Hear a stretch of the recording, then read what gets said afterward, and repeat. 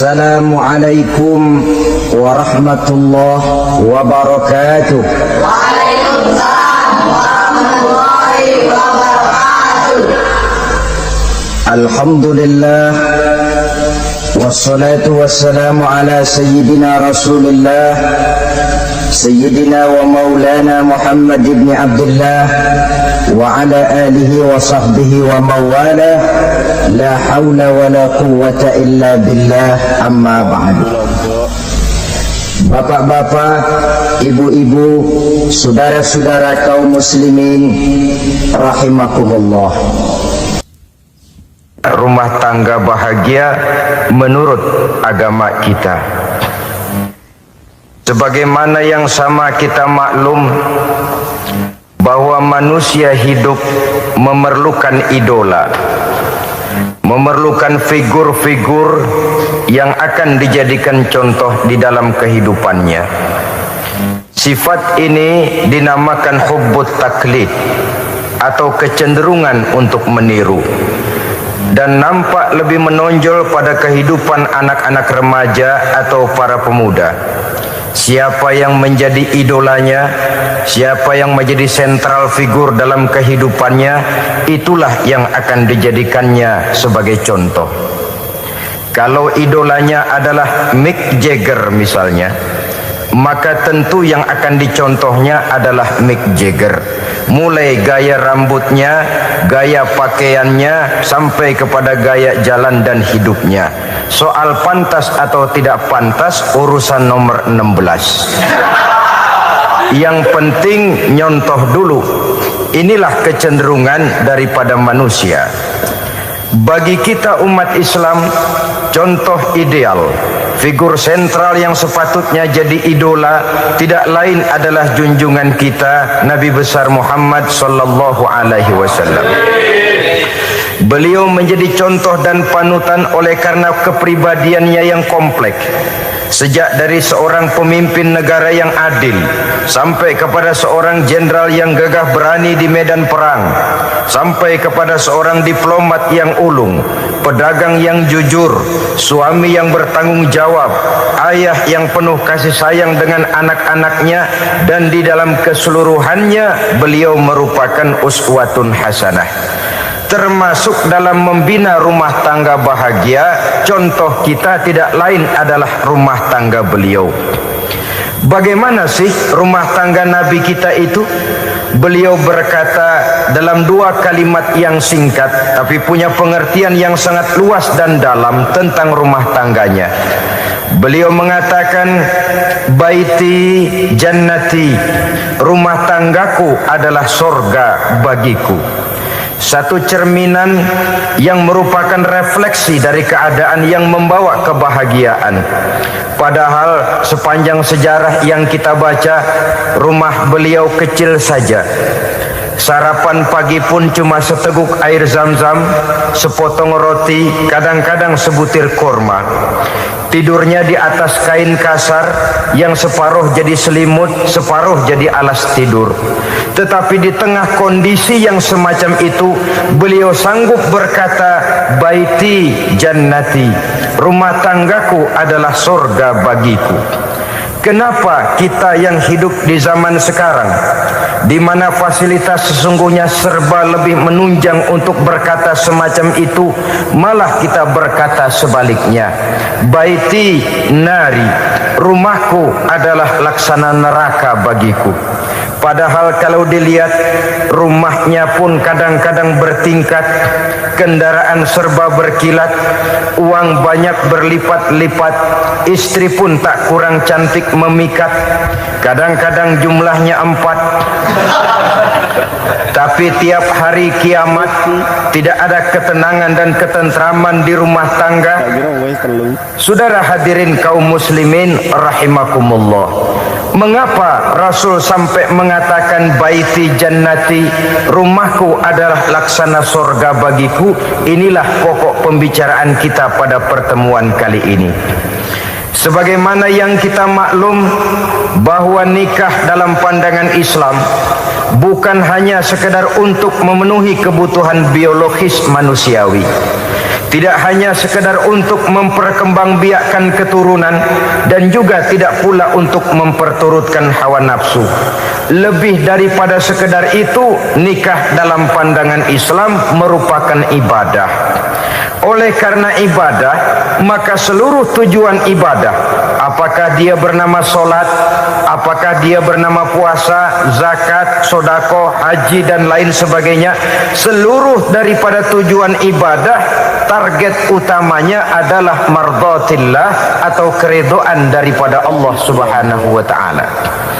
Kalau nikah itu ibadah, maka sesungguhnya tujuan utama dari pelaksanaan suatu pernikahan tidak lain hanya untuk mencari keridhaan dari Allah Subhanahu wa taala. Bukankah kalau kita tanya tiap orang yang melakukan nikah, kenapa sih kamu nikah dengan dia? Jawabannya bisa macam-macam. Yang umum, karena saya cinta dia.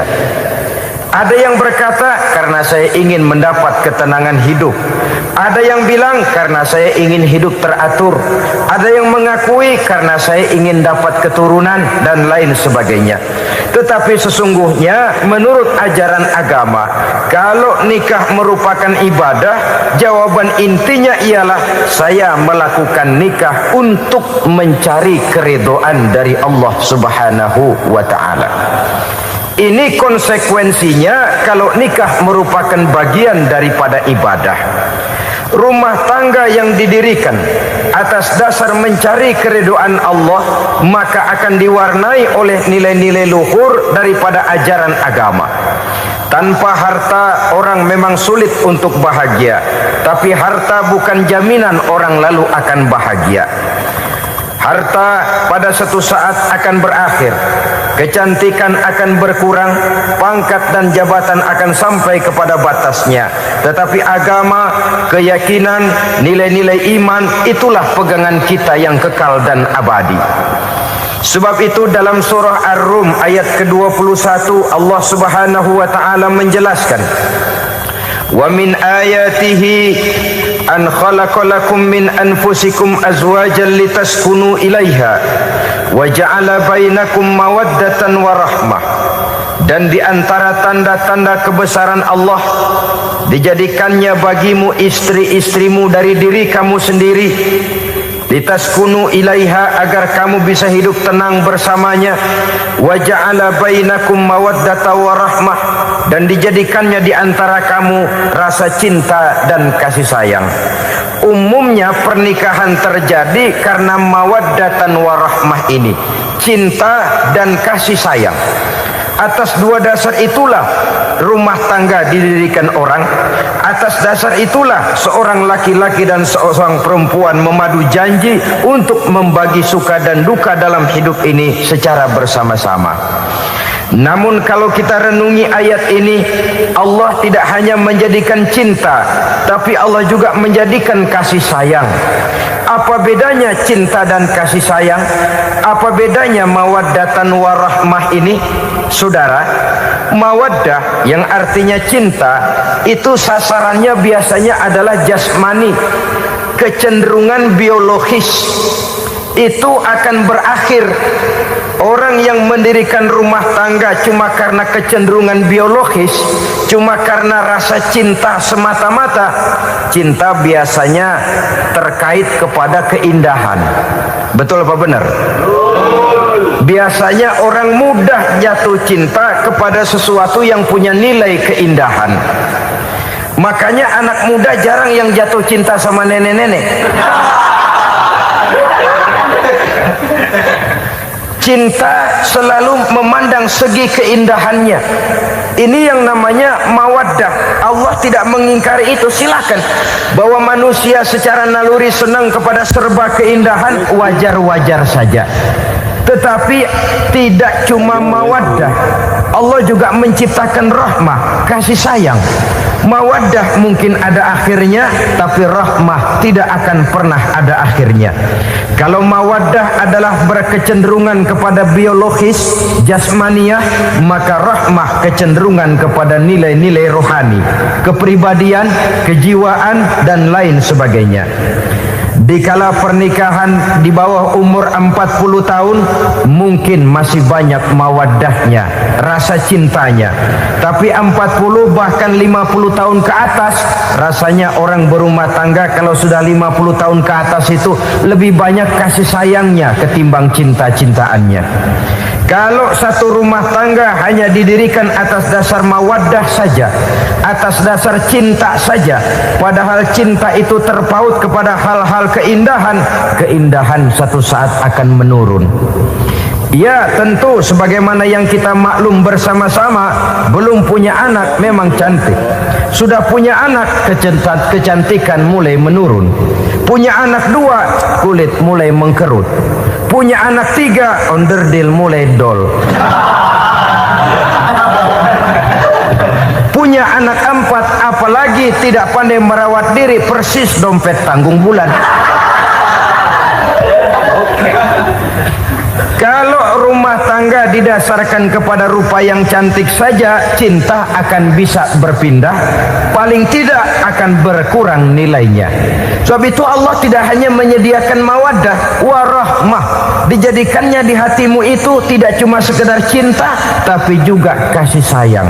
Nah, kasih sayang inilah apabila berakar dan berurat dari nilai-nilai keagamaan yang akan menopang jalinan rumah tangga bahagia, mengukuhkan usaha untuk mencapai mardhatillah atau keridhaan daripada Allah Subhanahu wa taala. Dengan demikian, berumah tangga bukan tujuan. Ini kalau kita lihat dari segi agama. Berumah tangga cuma alat untuk mencapai mardhatillah, keridhaan daripada Allah.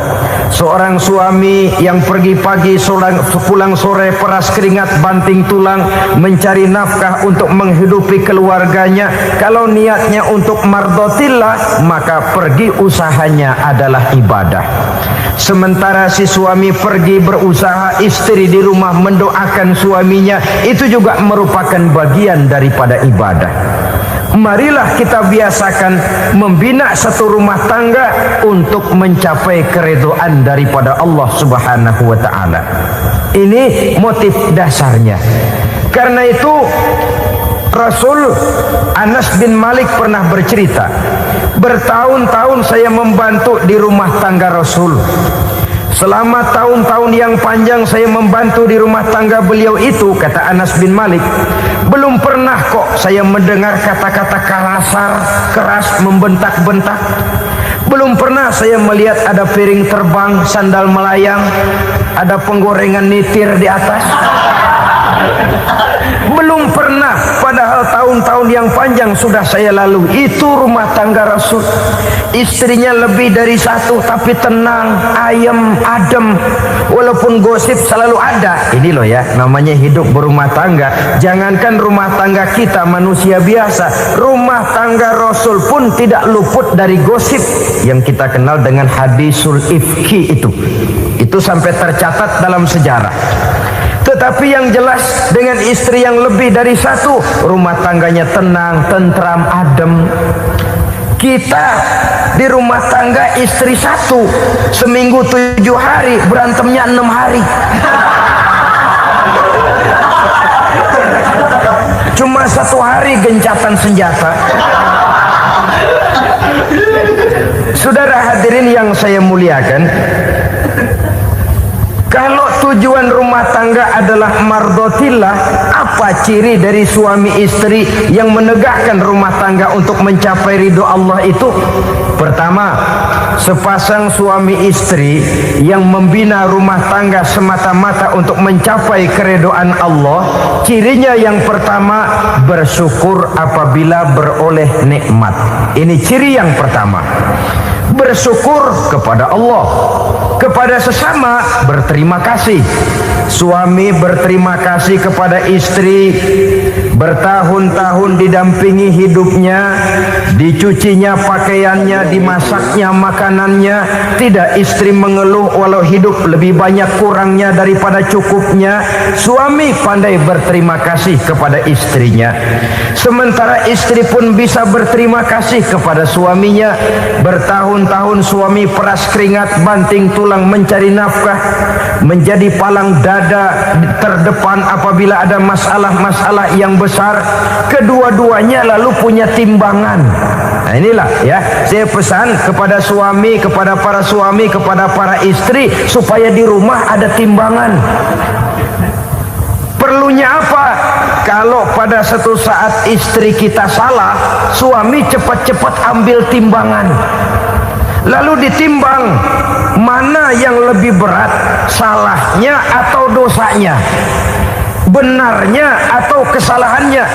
Ini istri saya jasanya begini, lalu jasanya begini, salahnya ini. Mana yang lebih besar, jasanya atau salahnya? Dengan adanya timbangan, maka keputusan akan objektif.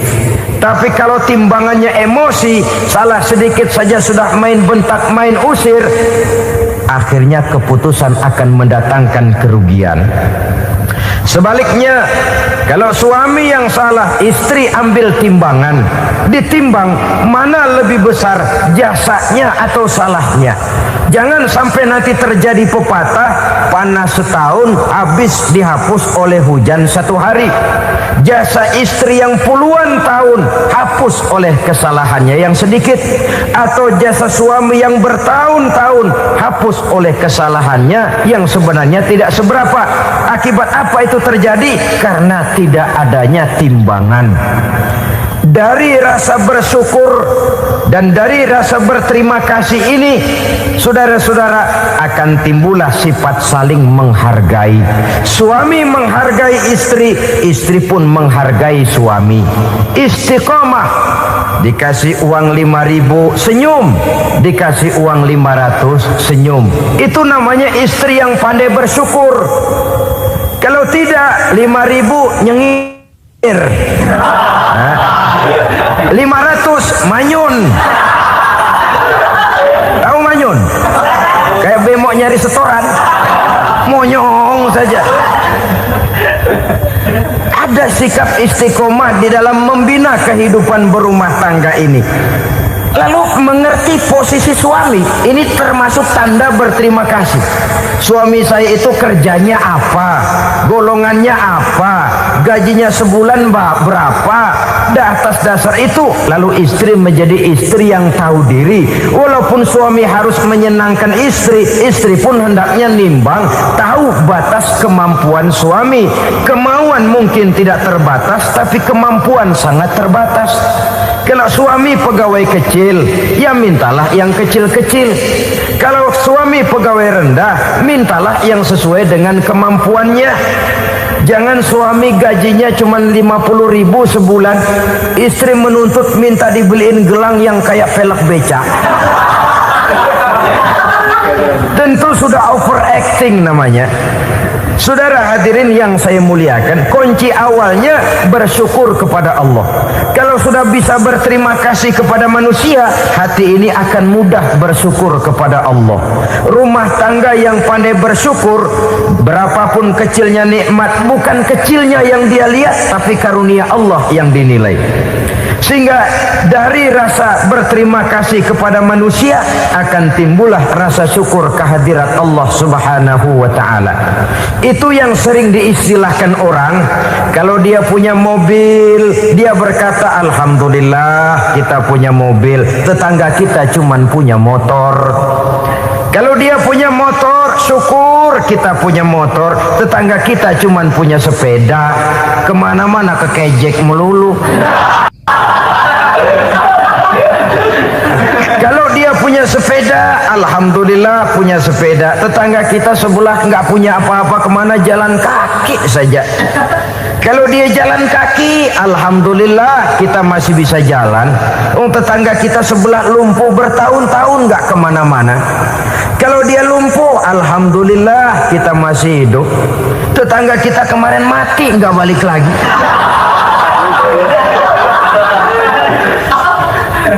Lalu akan timbul rasa syukur.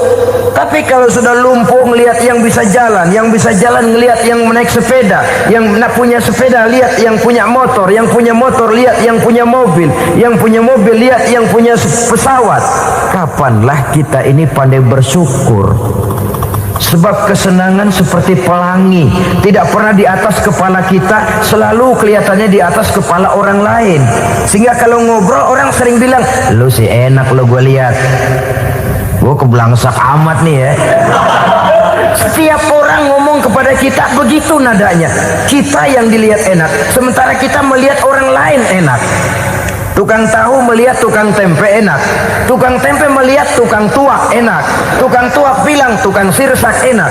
Enak itu seperti pelangi. Namun kalau kita mau merenungi, tidak pernah Allah berhenti memberikan nikmat kepada kita.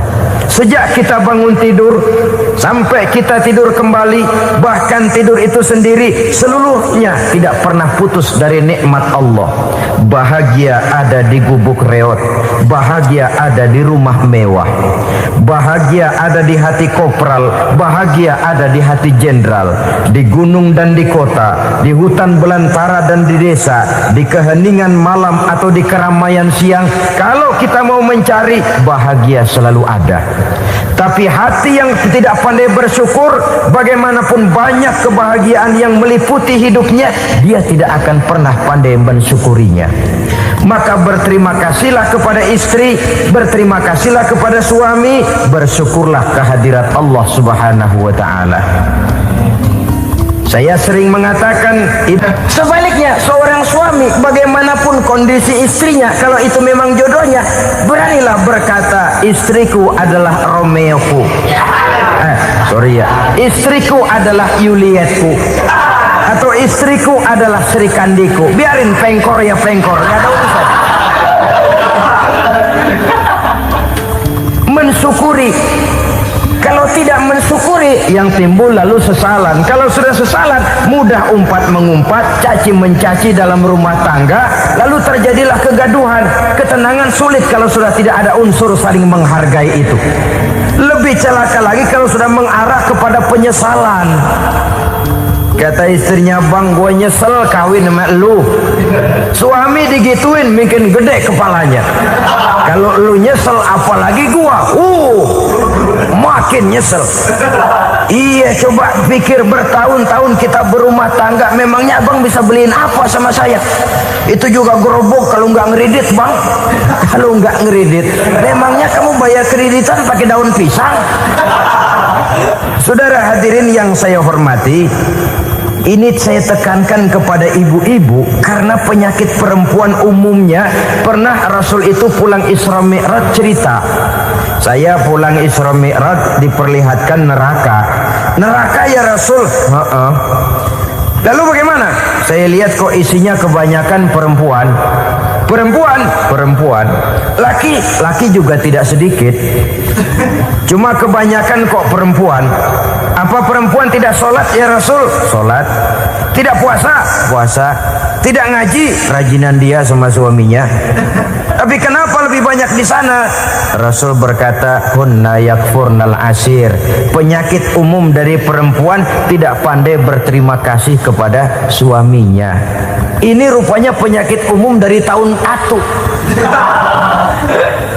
Saudara hadirin yang saya muliakan, jadi rumah tangga yang didirikan atas dasar mencapai ridho Allah, maka kelihatan dari pasangan suami istri menjadi orang yang pandai bersyukur terhadap nikmat. Bukankah dalam surah Ibrahim ayat 7 Allah berjanji, la in syakartum la azidannakum wa la in kafartum inna azabi lasyadid. Kalau kamu pandai bersyukur, aku tambah nikmatku. Kalau kamu ingkar, tidak mau bersyukur, azabku itu hebat dan pedih. Rumah tangga yang suami istrinya tidak bersyukur disiksa oleh perasaannya sendiri. Tetangganya dapat nikmat, dia yang meriang. Tetangganya dapat kesenangan, dia yang sakit hati. Dia tidak melihat nikmat yang diberikan kepadanya, nikmat yang orang lain punya aja yang diincar. Nikmat orang lain aja dihitung-hitung. Tangga kita, saya baru habis beli yang sebelah belilir habis beli kukusan. Cuma sekedar kukusan saja. Orang lain beli apa-apa jadi bahan diskusi di rumahnya. Orang lain saja yang diusut, timbul dendam kesumatnya, timbul hasutnya. Dia tidak bersyukur dengan nikmat yang ada dalam rumah tangganya. Isi rumah tangga semacam itu disiksa oleh perasaan hasutnya sendiri. Jauh dari kebahagiaan, kering hatinya, miskin jiwanya, merana batinnya. Kalau sudah ke sana, jauhlah rumah tangga dari pantulan sinar kebahagiaan. Saudara-saudara, kita lihat rumah tangga Rasul. Dari rumah yang kecil, dari tempat tidur yang sarapnya kain kasar, separuh jadi selimut lagi, keluar ucapan baiti jannati. Kenapa? Beliau orang yang pandai bersyukur kepada Allah, bisa berterima kasih kepada istri-istrinya, dan istrinya pun pandai berterima kasih kepada Rasul dan bersyukur kehadirat Allah Subhanahu wa taala. Maka nikmat lalu bertambah. Makin kita syukuri nikmat, makin tambah itu. La azidannakum, janji Allah, pasti aku tambah nikmatku kepadamu jikalau kamu pandai mensyukurinya. Tapi kalau kamu ingkar, tidak pandai bersyukur, awas, nikmat bisa berubah menjadi azab kalau kita tidak pandai-pandai mensyukurinya. Jadi cirinya yang pertama, rumah tangga bahagia itu apabila suami istri pandai bersyukur terhadap nikmat yang diberikan oleh Allah Subhanahu wa taala. Satu. Cirinya yang kedua, rumah tangga yang berdasarkan untuk mardotillah, mencapai keredoan Allah, sabar apabila mendapat cobaan. Namanya orang berumah tangga itu persis berlayar di lautan. Suami istri adalah dua orang yang memegang kemudi. Kalau berlayar ombak tenang, angin bertiup sepoi-sepoi basah, lalu bila malam datang bulan bersinar, bintang gemintang gemerlapan, berlayar memang nikmat. Tapi satu saat angin puting beliung bertiup, gelombang menggunung, halilintar menyambar, kemudian petir berkilat. Kalau pada saat itu suami mau ngalor, istri mau ngidul, alamat perahu patah di tengah jalan, kandas di lautan sebelum sampai ke pantai yang akan ditujunya. Oleh karenanya perlu kekompakan. Maka sejak awal seharusnya dalam akan membina rumah tangga yang bahagia itu lebih baik bicara yang pahit-pahit saja, supaya terjadi kesamaan langkah apabila menghadapi kesulitan dan cobaan, sabar apabila mendapat cobaan. Rumah tangga seperti kapal di lautan tadi tidak akan sunyi dari hantaman gelombang, tidak akan sepi dari tiupan angin topan, dari kilatan petir, dari sambaran halilintar. Baik suami, baik istri harus sabar menghadapi kesulitan. Kadang kesulitan dari segi ekonomi, kadang kesulitan dari segi mengarahkan dan mendidik anak-anak, kadang kesulitan karena banyak orang yang hasut dengan kita, kadang kesulitan berbagai macam lah yang menyebabkan kesulitan. Rumah tangga yang bertujuan mencapai ridho Allah sabar menghadapi segala macam kesulitan. Saudara-saudara kaum muslimin rahimakumullah, kesulitan adalah bagian daripada perjalanan hidup. Siapa orangnya yang tidak pernah menemukan kesulitan dalam kehidupan? Rasanya hampir tidak ada. Dan memang kesulitan bukan untuk ditakuti. Kesulitan justru untuk diatasi, dicarikan jalan keluarnya. Begitulah suami istri yang bertujuan mencari ridho Allah. Manakala suami berada dalam kesulitan, istri mencarikan jalan keluar atau berusaha memberikan jalan keluar. Sebaliknya, manakala istri dalam kesulitan, suami bisa mencarikan jalan keluarnya. Sabar dalam menghadapi segala macam kesulitan. Dalam surah Luqman ayat 17, Allah Subhanahu wa taala berfirman, "Wasbir 'ala ma asabak, inna dzalika min azmil umur." Dan bersabarlah terhadap apapun yang menimpa kamu. Bersabarlah terhadap segala kesulitan yang kamu hadapi, karena sesungguhnya yang demikian itu merupakan sebagian dari perkara-perkara yang telah ditetapkan oleh Allah Subhanahu wa taala. Saudara-saudara kaum muslimin yang berbahagia, kunci sabar sesungguhnya terletak pada keyakinan bahwa segala sesuatu berasal dari Allah dan segalanya akan kembali kepada Allah Subhanahu wa taala. Rumah tangga yang sabar di dalam menghadapi kesulitan-kesulitan biasanya akan lebih mudah mencari jalan keluar.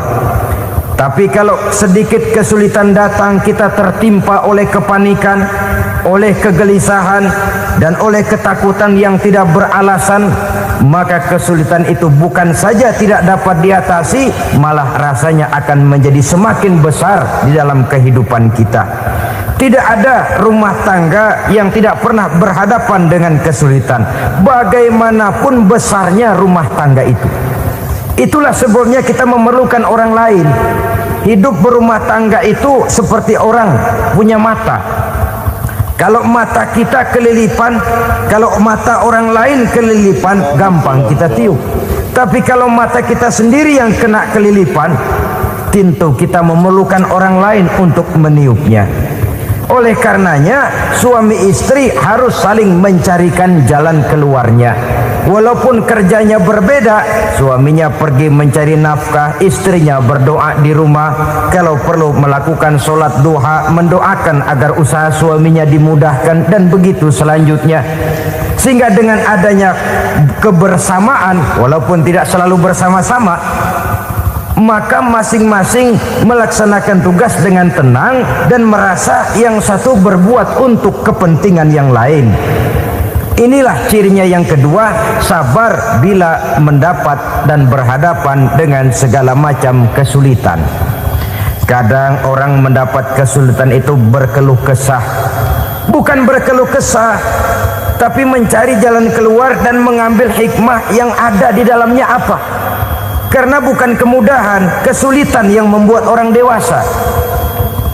Bukan kemudahan, tapi kesulitan yang membuat orang berpikir dinamis, kreatif. Kalau seluruh jalan yang kita tempuh mudah saja, gampang saja, rasanya monoton kita ini. Kehilangan dinamika dalam perjuangan.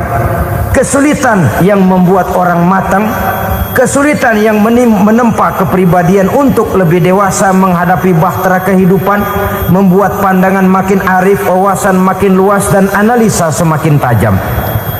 Sama saja dalam hidup. Sesungguhnya pujian sering menjadi racun, dan caci maki kalau kita tanggapi secara positif sering membuat kita makin dewasa. Jarang orang berpikir kalau dipuji, tapi baru dia merenung dan mencari diri setelah dicaci maki dan dikritik habis-habisan. Walaupun watak umum manusia senang dipuji, marah kalau dicaci maki. Biasanya kalau ketemu cewek cakep, kita bilang, "Kamu cakep deh." Dia paling bilang, "Ah, abang bisa aja." Walaupun dia bilang, "Ah, abang bisa aja," hidungnya mah tetap mekar.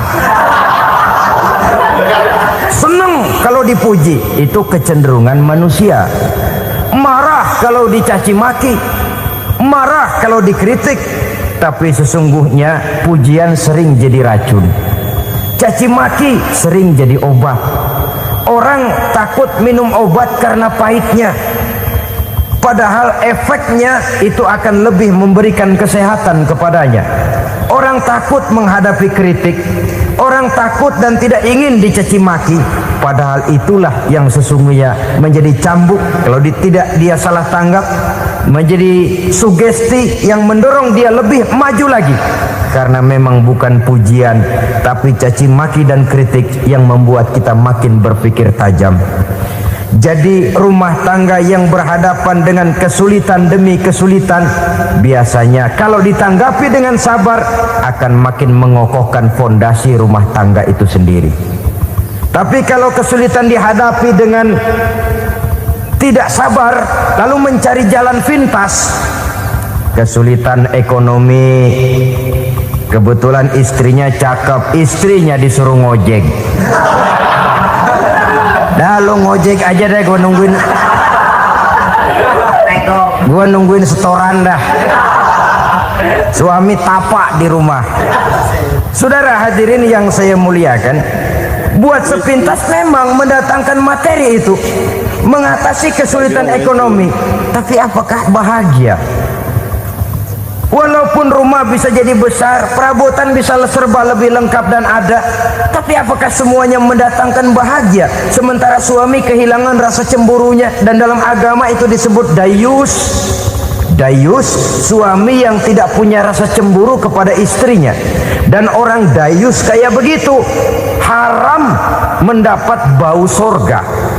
Bau sorga saja tidak dapat, apalagi masuk ke dalamnya. Ya tapi juga jangan lantas mentang-mentang harus cemburu sama istri, overacting. Suaminya nawar sayuran, lakinya pulang ngomel, lu pacaran ya sama tukang sayur. Itu juga over, saudara-saudara.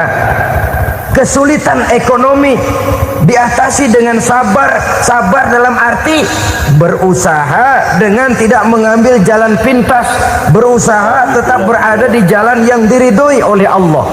Ini yang jadi problema ini rumah tangga sekarang ini, kesulitan ekonomi, di mana lapangan kerja sulit, di mana persaingan hidup tajam, sedangkan kita hidup ingin seperti orang lain. Kita mudah gelap mata, mudah picik pandangan, mudah sulit pertimbangan, lalu mengambil jalan pintas. Kadang menjual akidah, menjual keimanan. Kebetulan penderingan kering, ada yang nawarin beras 3 liter sama supermi 2 bungkus. Hari Minggu diajak ke gereja mau. Itu iman kena beras 3 liter telap. Kesulitan ekonomi, saudara-saudara. Sehingga Imam Ali pernah berkata, kadal fakru ayyakuna kufron. Kemiskinan memang mudah membawa orang kepada kekafiran, kepada perbuatan-perbuatan yang bisa mengundang kekafiran. Oleh karena itu dalam tamsil lain beliau berkata, kalau ada ular dan ada kemiskinan, kemiskinan yang saya getok lebih dulu, kemiskinan yang saya bunuh lebih dahulu, karena kemiskinan mudah membawa orang kepada kekufuran. Bagaimanapun sulitnya ekonomi yang dihadapi dalam rumah tangga, percayalah satu saat jalan keluarnya mesti ada. Mesti ada. Jangan sampai mengambil jalan pintas yang membuat kita keluar dari jalan yang ditinjau dari segi kemasyarakatan pun mendatangkan aib, ditinjau dari kehormatan berkeluarga pun mendatangkan nista, ditinjau dari segi ekonomi pun barangkali tidak akan mendatangkan kelimpahan materi. Jalan pintas pada umumnya, saudara-saudara, hanya memberikan kenikmatan yang sekejap. Dan apalah itu artinya kalau harus mengorbankan kesenangan yang abadi dan kekal. Kadang-kadang mengorbankan anaknya sendiri, anaknya dikomersilkan. Pokoknya siapa yang nyamper lu berangkat aja dah. Asal pulang nenteng pisang sama jeruk sebongsang, orang tua udah anteng aja udah. Saudara hadirin yang saya muliakan, setiap kita selalu berhadapan dengan kesulitan. Karena itu rumah tangga yang bertujuan mencapai mardhatillah, mereka sabar dalam menghadapi kesulitan. Tidak ada beras, puasa saja, puasa sunnah. Puasa sunnah, lapar tapi ada pahalanya, daripada tidak puasa lalu ngegerundel. Brengsek Tuhan, gue sembahyang melulu lapar juga. Sudah lapar tidak berpahala. Bukankah Rasulullah sendiri kalau pulang ke rumah Aisyah lalu berkata, ya Humairah, ada makanan hari ini? Ada makanan yang enggak ada bang. Alhamdulillah, kalau begitu saya puasa.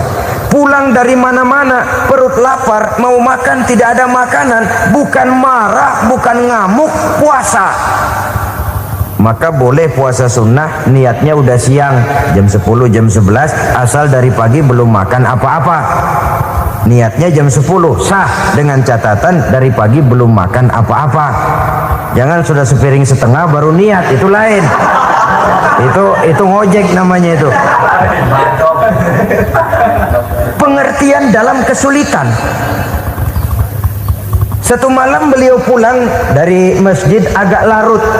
habis ngajar banyak yang bertanya, ketuk pintu, Assalamualaikum, Assalamualaikum. 3 kali beliau memberi salam, tidak ada jawaban, tidak dibukakan pintu. Rupanya istri beliau lelah bekerja di waktu siang, tidurnya pules benar. Marahkah Rasul?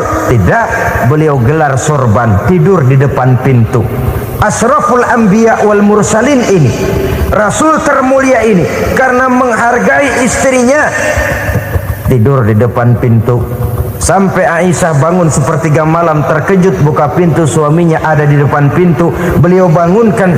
Ketika dibangunkan, Rasul lebih dulu berkata, maaf sayang, saya pulang terlambat. Sudah nggak dibukain pintu, tidur di depan, dibangunin, beliau duluan yang minta maaf. Pengertian. Kalau emosi, memang nggak dibukain pintu, tidur di depan. Begitu dibukain, yang enak kita tunjuk jidatnya.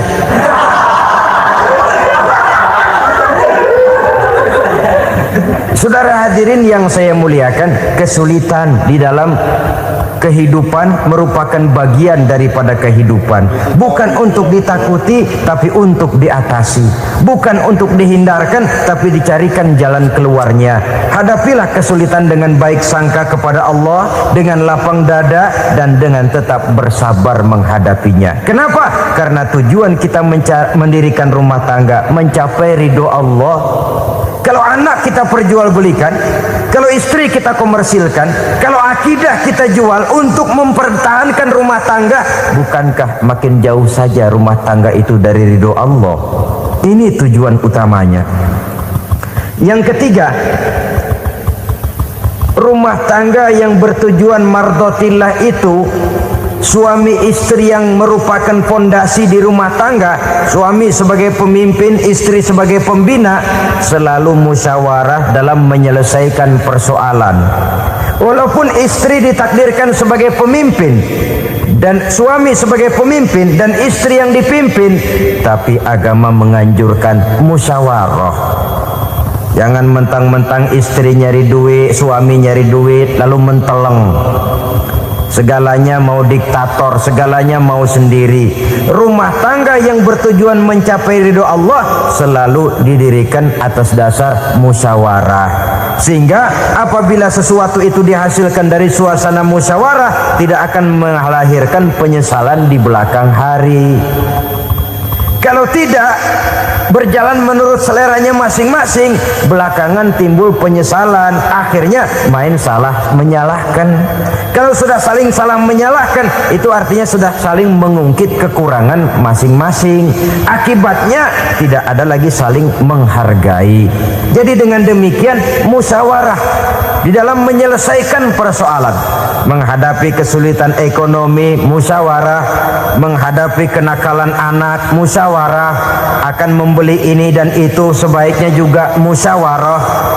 Kalau merupakan hasil musyawarah, maka saudara-saudara, hasilnya pun akan dihadapi oleh bersama. Enak rasakan bersama, tidak enak rasakan bersama. Kenapa? Tadinya musyawarahnya bersama-sama juga. Lah kalau hasil sendirian, giliran enak mungkin yang satu mau ikut, giliran tidak enak yang satu nuding, gua kata juga apa? Kan begitu akibatnya kalau tidak berdasarkan musyawarah lebih dahulu.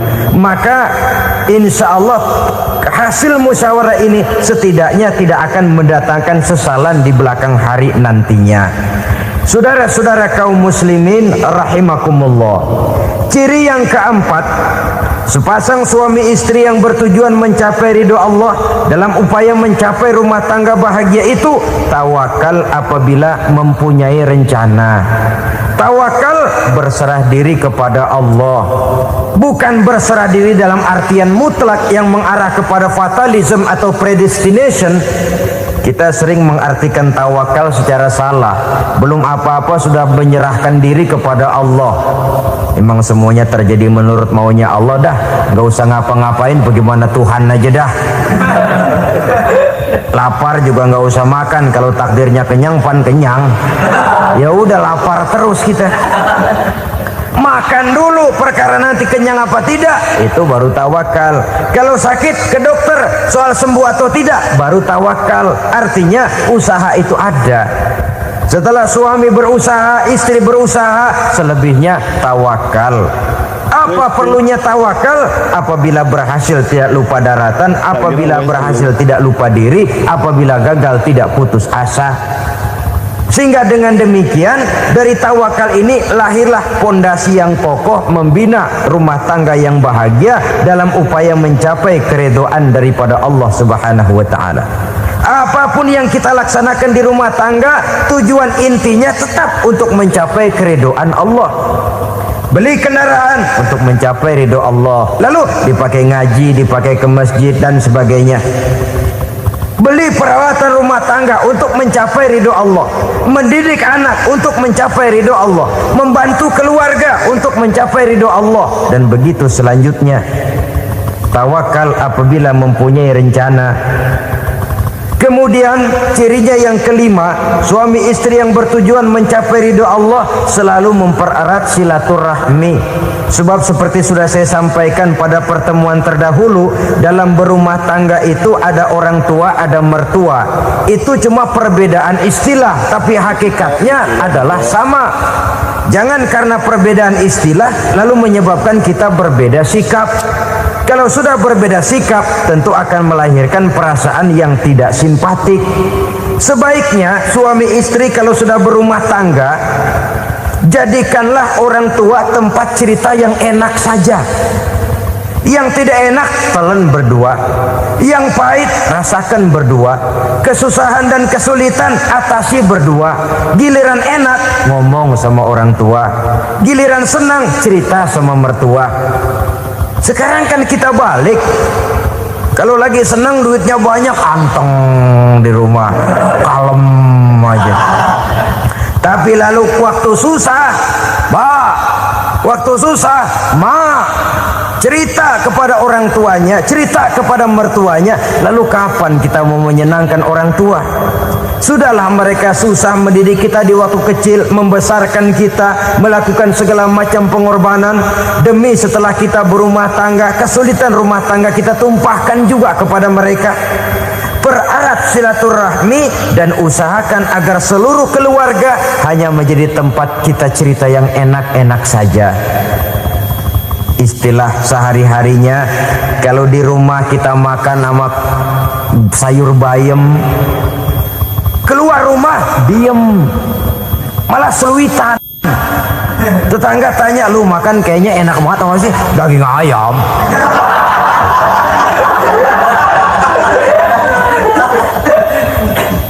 Lalu tetangga kan akan berbisik, ya makannya tuh orang enak bener ya, rumah tangganya tiap hari makan sama daging ayam. Biarlah paling kurang itu jadi doa, daripada kita makan sama kangkung lalu ribut ngomel di mana-mana. Gua kesel banget sama bini gua, di warung ceritanya lagi. Kenapa? Saban sari gua direbusin kangkung mulu, brengsek. Di warung cerita ada RT, ada RW. Gara-gara makan sama kangkung se-RT tahu.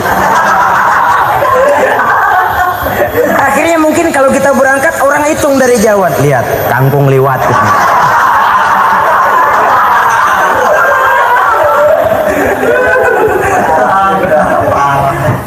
Bisa menjaga yang disebut security informasi, rahasia rumah tangga. Bahkan pernah saya berikan contoh karena ingin menghargai. Suami beliin kain batik buat istrinya. Istri tahu begitu sepintas, nih kain jelek nih. Tapi karena mau menyenangkan suaminya, dia bohong. Bagaimana bu kain yang bapak beliin? Aduh bagus bener pak, bagus sekali itu kain. Warnanya pak emang yang model begitu tuh. Tetangga kita mana ada yang pakai kain begitu pak? Ya emang nggak ada, jelek. Menghargai. Soal kalau waktu itu si istri jujur, yang timbul sakit hati suami. Bagaimana bu kain yang saya beliin? Goblok lo. Kain begitu dibeliin di pasar juga banyak 1.400. campur odol lagi. Sudahlah suami punya niat baik sampai rumah digoblok-goblokin, tidak ada lagi rasa saling menghargainya. Begitu pentingnya mempererat silaturahmi ini sampai Nabi berpesan, isnani la yanzurullahu ilaihima yaumal qiyamah qati'ur rahim wa jarus su'.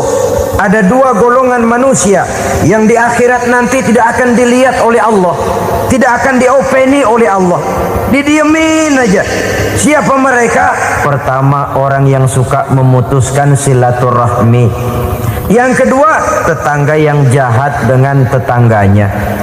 Dua golongan manusia ini, pemutus silaturahmi, kemudian juga tetangga yang jahat dengan tetangganya, ini tidak akan dipandang oleh Allah di hari akhirat nanti. Jadi pererat silaturahmi, sebab kita ini zon politikan, makhluk yang bermasyarakat, yang tidak bisa hidup sendirian. Setiap kita memerlukan orang lain. Kita disebut kaya karena ada yang miskin. Kita disebut alim karena ada yang awam. Kita disebut berkuasa karena ada rakyat jelata. Tanpa rakyat tidak ada penguasa. Tanpa yang miskin tidak ada orang kaya. Kalau tidak ada yang jelek, siapa yang bilang cakep? Karena ngimbangi. Saudara hadirin, atas dasar ini mestinya kita selalu bersyukur dalam segala posisi. Tidak lalu salah terima kepada karunia yang diberikan Allah kepada kita. Saudara hadirin yang saya hormati, pererat silaturahmi, jadikan orang-orang tua kita tempat kita cerita yang enak-enak saja. Yang tidak enak, telan sendiri, usahakan sendiri, carikan jalan keluarnya sendiri. Setidaknya ya diam sajalah. Kalau belum bisa membalas budi baik orang tua, setidaknya jangan menyakiti hati orang tua kita. Sudah lelah dan payah dia mengasuh kita, membesarkan kita, merawat kita. Demi setelah kita berumah tangga, seluruh kesulitan kita bawa lagi kepadanya. Karena itu buat para istri juga ini perhatian. Kalau dimarahi suami, jangan cepat-cepat pulang ke rumah orang tuanya. Nggak boleh diomelin dikit, main buntal aja. Gua pulang dah. Pulang sampai sana cerita habis-habisan, dikucek kejelekan suaminya. Nanti 2-3 hari balik aja lagi, kan nggak lucu jadinya. Saudara hadirin, begitu juga suami mencaci maki habis istrinya, 2-3 hari baik aja lagi. Konyol, istrinya sudah dicaci maki habis-habisan, dijeleki leluhur-leluhurnya, 2-3 hari baik lagi, mesraan lagi. Kata bininya dalam hati, gua lu jelekin juga, lu pakai juga, payah.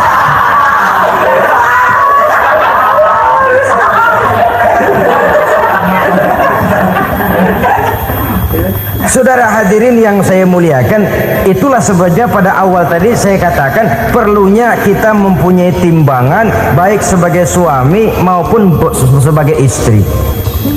Nah, dari mempererat silaturahmi ini akan terjalin rasa kekeluargaan. Maka tradisi arisan keluarga itu bagus sesungguhnya untuk mempererat silaturahmi. Cuma celakanya bukan silaturahmi yang jadi tujuan, arisannya itu yang jadi tujuan. Akibatnya apa? Kalau belum narik mah semangat banget datang dah. Begitu udah narik aja udahan. Itu celakanya. Akhirnya silaturahmi jadi nomor 2, arisan semata-mata yang menjadi tujuan. Sesungguhnya itu bagus untuk mempererat silaturahmi. Karena kalau kita dengan kita sesama saudara sudah tidak saling mau mengenal, bagaimana dengan anak-anak kita, bagaimana dengan cucu-cucu kita, 2-3 generasi yang akan datang tentu akan lebih saling tidak mengenal lagi.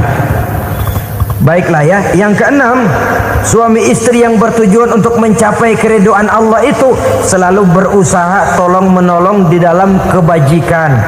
Sebab Allah pesankan itu di dalam Al-Maidah ayat 6, wa ta'awanu 'alal birri wat taqwa wa la ta'awanu 'alal itsmi wal 'udwan. Bertolong-tolonganlah kamu di dalam kebaikan, di dalam bertakwa kepada Allah. Jangan bertolong-tolongan di dalam maksiat, di dalam dosa, dan di dalam usaha yang menimbulkan permusuhan. Kalau suami marah kepada seseorang, istri jangan ngipasin. Oh bang, yang begitu mah dibayain tuman. Udah habisin aja dah. Anak-anaknya marahin sekalian. Ngipasin. Istri kesel sama tetangganya, suami ngipasin. Emang tuh tetangga kita, hahu. Habis orang dikipasin. Ta'awanu 'alal birri wat taqwa, bertolong-tolonganlah di dalam kebaikan. Istri malas ngaji, suami mendorong, memberikan sugesti. Suami malas berusaha, istri memberikan sugesti. Saling tolong menolong di dalam kebaikan dan takwa, dan jangan tolong menolong dalam dosa dan permusuhan. Kata suami, Bu, daripada kita melarat terus hidup, kita piara tuyul yuk. Kata istrinya, nah ini sudah menyimpang bang. Bersabarlah, bagaimanapun insya Allah kita tidak akan mati kelaparan. Piara tuyul itu nanti jadi pindah akidah, merusak iman, berteman dengan setan. Apalah artinya kekayaan dan kesenangan sebentar kalau harus mengorbankan kekayaan dan kesenangan yang abadi. Ini sudah alal ismi wal udwan, sesuatu yang mengandung dosa. Saudara hadirin yang saya hormati, kemudian yang keenam, berbaik sangka.